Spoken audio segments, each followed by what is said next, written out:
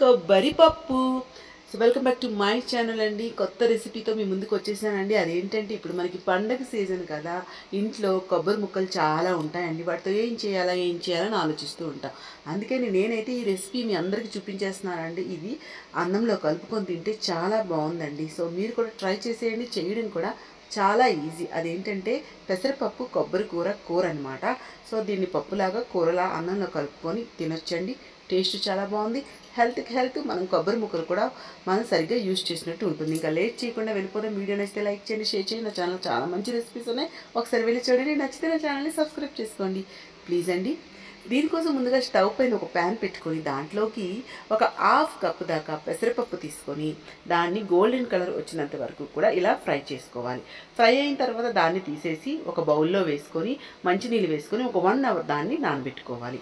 Stove పైన ఒక pan పెట్టుకొని దాంట్లోకి ఒక టేబుల్ స్పూన్ ఆయిల్ వేసుకోవాలి. ఆయిల్ బాగా హీట్ ఎక్కాక దాంట్లోకి మనం కట్ చేసిన పచ్చిమిరపకాయ ముక్కలు అలాగే వెల్లుల్లి రెబ్బలు కూడా వేసుకోండి.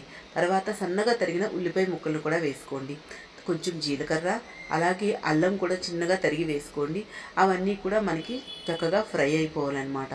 సో వాటిని ఫ్రై చేసుకున్న తర్వాత దాంట్లోకి తురిమిన కొబ్బరిని వేసుకోండి. సో ఇలాగా తురిమిన కొబ్బరి కూడా వేసుకొని మంచిగా మొత్తం కలిపేసుకోండి. ఆయిల్ అంతా మొత్తం కూడా మసాలా అంతా ఆయిల్ అంతా దానికి పట్టేటట్టు, కొబ్బరికి పట్టేటట్టు మొత్తం కలుపుకోండి. ఇలా కలుపుకున్నాక ఇప్పుడు దాంట్లోకి కొంచెం పసుపు వేసుకోండి. అలాగే కొంచెం గరం మసాలా కూడా వేసుకోవాలి. వేసుకొని మొత్తం ఒకసారి మిక్స్ చేసుకోండి. తర్వాత దాంట్లోకి మనం పప్పు నానబెట్టుకున్నాం కదా, దాన్ని ఆ వాటర్తో పాటు వేసేయండి.